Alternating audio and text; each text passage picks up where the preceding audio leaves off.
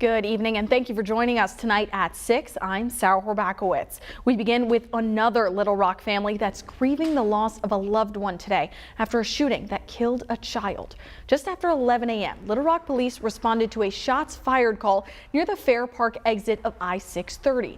Another shots fired call was reported just a minute later at the next exit along the highway, but police have not said if those are connected. Officers have told us that they're still looking for the exact location of the homicide, and we're looking to learn more about the shooting and will provide those details as they become available. In Pine Bluff today, one person is dead and another in custody following an overnight shooting. Pine Bluff police tell us that shortly before 11 p.m., they were called to a home near the Chester Hines Community Center.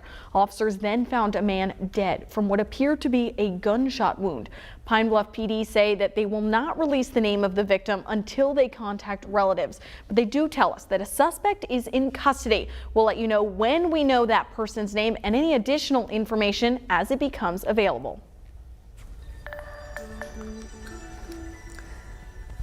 Well, not a bad start to the holiday weekend. We've had a nice stretch of weather these last couple of days. And although it's been a tad bit cooler, we're noticing a little bit of a warming trend. And today we saw mainly 80s across the natural state. Here's a look at those high temperatures that we saw.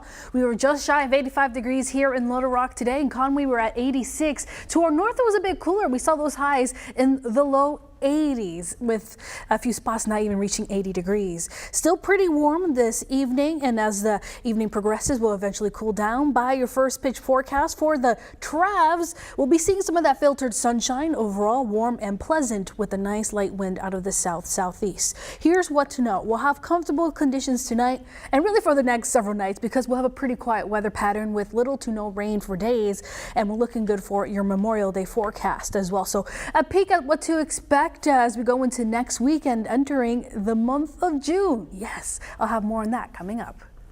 Thanks, Corellis. Now, this Memorial Day weekend, Arkansans are taking time to honor our state's fallen heroes. Families and volunteers were welcomed to the Little Rock National Cemetery, all placing flags at each military headstone. Organizers and volunteers began the day with a moment of silence and the playing of taps. There are 22,303 graves in the Little Rock National Cemetery, and after today, each headstone will have its own flag. Brent Lewis with Sheepdog Impact Assistance says that placing these flags is all about remembering the true meaning of the holiday. You die two deaths. The first death is when you leave this world. The second death is when people forget your name. We're out here to remember their names. We're out here to say their names and let them know they are not forgotten.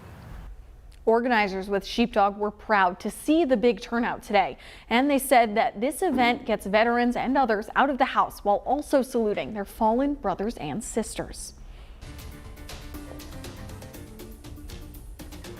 Amid the tears, outrage continues in Uvalde, Texas, after law enforcement admitted to mistakes in responding to the school massacre that left 19 children and 2 teachers dead. Danya Bacchus reports from Uvalde. The Uvalde School District Police Chief's decision to wait before moving in on the gunman is now at the center of the mass shooting investigation. On Friday, Texas Public Safety Director Steve McCraw said the shooter was inside Robb Elementary School for more than an hour. At one point, nearly 20 officers stood by in the hallway under the belief an active attack was no longer underway. Of course it was not the right decision. It was a wrong decision, period. There's no excuse for that. Students trapped inside a classroom repeatedly called 911 begging for help. She asked 911 to please send the police now. 19 children and 2 teachers were killed in a 4th grade classroom during the worst school shooting since Sandy Hook nearly a decade ago. In the aftermath, a church group is offering comfort from its K-9 team. These visitors to the city reflected on how the world has changed in recent years. When we were growing up, we trained for tornado drills, hide under the desk. Fire. You know, now we're at an age where, hey, we got to train for an active shooter. Grief is compounded by outrage here in Uvalde. The changing timeline and details about police in action have many people asking why this happened, especially since Uvalde police have undergone active shooter training. Why didn't they make the right decision? Why didn't they go in? They got their own assault rifles. They got their vests. That's their job. That's what they're there for. Christian and Jessica Garcia's daughter Kylie survived the shooting, but now the family and many in the community are questioning why police didn't act sooner. Danya Backus, CBS News, Uvalde, Texas. President Biden and the First Lady plan to visit the grief-stricken city tomorrow.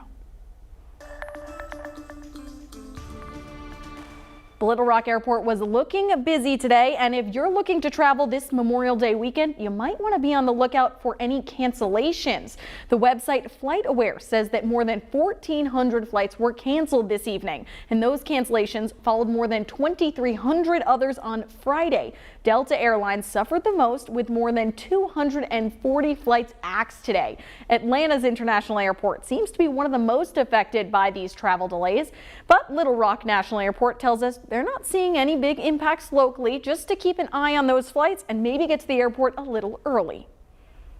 Well, after 2 years, the Black Pilots of America are back in Pine Bluff for an event that organizers hope will fuel young interest in aviation. As THV11's Frederick Price shows us, Operation Skyhook serves as more than just an air show for that community.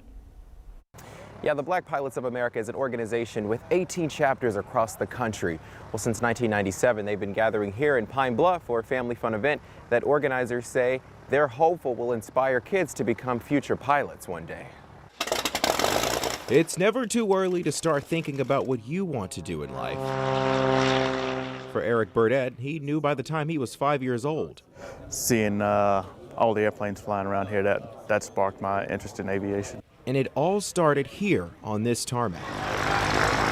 Burdett's frequent visits to the airport in Pine Bluff eventually led to his first flight in 1989. You know, I think I was too excited to be nervous at the time. Thanks to a family friend, Eric is now a pilot for Southwest Airlines. And the boost to my aviation career was actually being able to have someone to mentor me. That family friend is Ken Johnson. He says that's what Operation Skyhook is all about.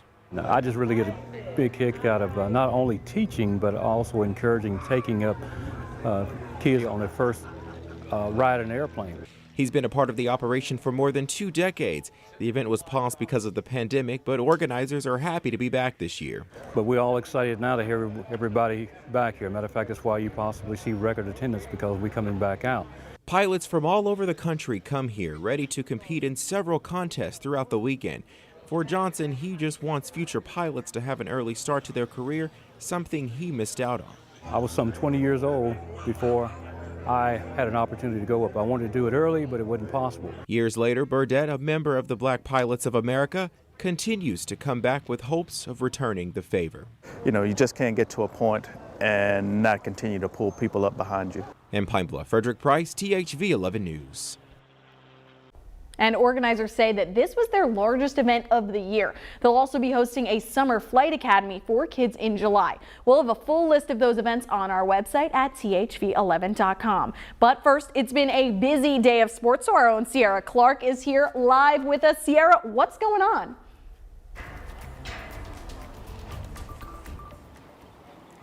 Yeah, Sarah, the road to the Women's College World Series for the Razorbacks softball team has come to an end. The Texas Longhorns defeated the Razorbacks at the Fayetteville Super Regional 3-0. In Game 3, it was a rubber match, so the winner would punch their ticket to Oklahoma City. This game was really intense. Shanice Dels, the pitcher for the Razorbacks, was really on fire. It was also her birthday, too. She pitched 6 innings and had 8 strikeouts. However, the Razorbacks just couldn't get it done because the Longhorns came back in the 6th inning and scored 3 runs of their own, and the Hogs just couldn't end it. The Hogs just couldn't come back and get the win from that. However, this team has a lot to be proud of. They won the SEC tournament title and the SEC regular season title. They also made history. Last year was their first time hosting a super regional. This year was their first time winning a super regional game. As for next year, only time will tell, but Oklahoma Oklahoma City does seem to be in the near future for the Razorbacks because Arkansas softball coach Courtney Deifel has this program going in the right direction. Reporting at Bogle Park, Sierra Clark, THV 11 Sports. All right, thanks so much, Sierra. Now, I know before we told you about fight cancellations, and this weekend, just in time, the Verify team is here to talk about whether or not you could get a refund. More on this in just 6 minutes. And whether you're on the roads or in the air traveling for the holiday weekend, weather is not going to be having any impacts to that. Also, have a look at the tropics. We have a few things brewing there with the start of hurricane season just days away. More details on that coming up.